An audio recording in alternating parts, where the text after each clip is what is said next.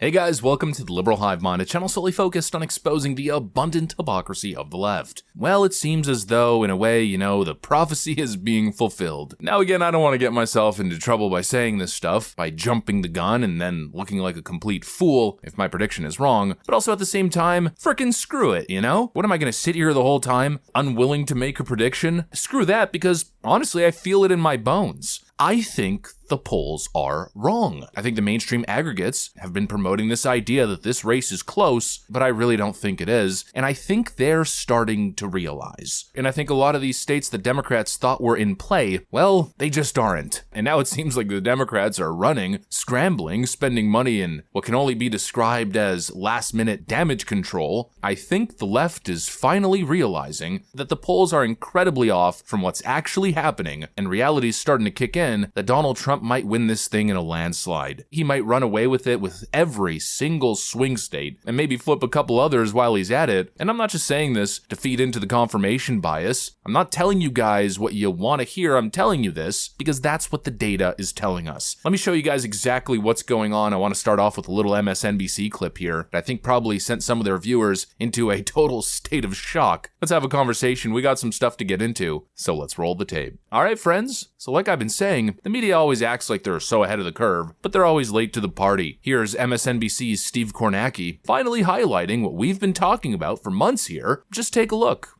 We tested that in 2022. We had one of our most accurate elections ever. Experts point to a variety of reasons for past errors. Trump voters who may avoid surveys, and pollsters trying to predict who will actually turn out to vote. Polling pre-election is always really hard because as a pollster, I need to try to make my data look like what I think the electorate's going to look like. Will the electorate be more Republican or Democratic? How many first-time voters? It's like a 50-50 coin toss to me as to whether or not the polling are going to be right. Here's why that's important. These are the poll averages right now in all the battleground states. If those polls are off the same way they were in 2016 and 2020, Donald Trump is in great shape. There's been all kinds of talks of the polls, right? And the mainstream media has avoided this topic basically since Joe Biden started his campaign, all the way to, let's say, the last couple of weeks. They've been just looking at the surface of the polling data, the headline numbers, and projecting this flowery image. When Kamala Harris got her big media hype bump during the initial days of her assuming the position as unelected Democrat nominee, back when she was ahead, I think her peak was like on the average around 2 to 3 points. Democrats were acting as if it's over. Kamala is here to slay Queen, and the Orange Man, Orange Hitler, doesn't stand a chance, right? And you had all kinds of Ron DeSantis people crawling from under their rocks, attempting to slam dunk on the MAGA crowd. We told you Donald Trump is unelectable. You had so many people hitting the panic button, but I was sitting there scratching my head wondering, why would we panic? This is peak hype mode. Billions of dollars have been allocated to promoting this candidate, and she's only up 2 points in the average? Nationally, we're supposed to panic? What about the margin of error? What about the average error from the 2016 election, 2020 election, and even the 2022 election? We're not going to have that conversation, right? In some states, Joe Biden was up by 16 points. Now Kamala Harris is down 1, and we're supposed to panic? No, never. This whole Kamala hype cycle thing has been a mirage since day one. I never bought into it. And now it seems as though reality is finally starting to show its face. And it's not looking good for the Democrats. You know it's not looking good for the Democrats when MSNBC is exposing their audience to the truth. The truth is that Kamala Harris is behind, and she might be way more behind than the polls are suggesting. This election might have never been close. Actually, here's a way that I could probably make that point. Let's focus on the state of North Carolina, for instance. And let's piggyback off another MSNBC clip. What's different in North Carolina than some of the other swing states, like Georgia comes to mind, is that when you get outside of the immediate sort of city and metropolitan area, it gets red very fast. In a lot of other places, you've seen, the suburban areas, the metropolitan areas get much more blue. That's not happened as much in North Carolina. And if Democrats are going to actually overtake Trump and take North Carolina, I'll give you an example. Like here, core, big, giant blue county, Wake County, where Raleigh is. Look at that. More than 500,000 votes coming out of there, 27-point Joe Biden victory.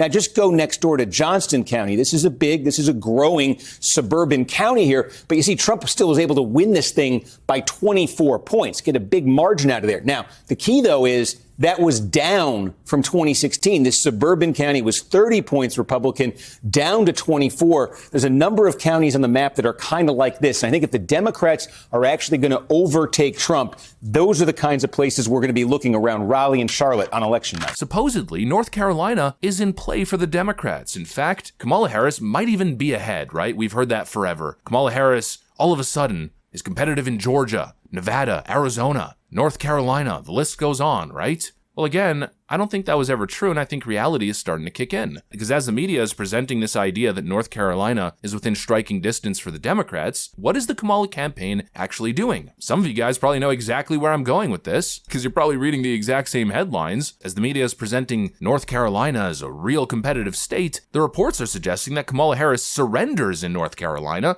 as she withdraws nearly $2 million in planned ad spend from the state. Democrat presidential nominee Vice President Kamala Harris is waving the white flag in North Carolina, surrendering the state to former President Donald Trump as her campaign withdraws nearly $2 million in planned ad buys from television stations statewide 1 week before the election. There's a week away from Election Day, and in supposedly competitive North Carolina, the Democrats just pull their funds? That's insane. I mean, what does that tell you? It tells you that there's a clear discrepancy, a difference between what the official narrative is saying and what the polling averages are saying, and what's actually happening on the ground. And we're seeing that in early voting, right? Supposedly the race is close, but Democrats are trailing in early voting and vote by mail in some of the most consequential states. And like I keep saying, it feels like the conversation is going right back to where it was during Joe Biden's lows in the first presidential election of this season. Democrats want to talk about North Carolina being a swing state, but if we're having a conversation in reality, I think North Carolina is not in the conversation, but rather the conversation we should be having relating to new swing states or competitive states should probably be more focused on places like New Jersey and Virginia. I mean, just look at the data. New Jersey, early in-person vote. Supposedly, Republicans are leading Democrats. Now, this is early in-person voting. Democrats are still dominating in the mail-in ballot votes, but while they're dominating in early mail-in ballots, they're also trailing behind where they were in previous elections. And this election is going to be decided by those who are actually showing up to vote in person. Democrats are just not showing up, guys. At least that's what it seems like in the early data. I mean, they're going to need to have a serious election day showing to turn this thing around, but it doesn't seem like they have the enthusiasm. Meanwhile, boy, oh boy, I mean, you could just sense what's happening. You can just feel it. It's a feeling thing. In this case, it might be feelings over facts. You can just feel the excitement. It seems like people are going to show up for Donald Trump like we've never seen before. And not just the loyal MAGA base, but low to mid propensity voters. You know, the simple fact here is that the polls seem to be missing a very important key factor, and that's the voter enthusiasm, the motivation factor. It's what we've been talking about forever. There's the seeker Trump voter, and then of course there's the new Trump voter and the motivated Trump voter. People are highly motivated, and more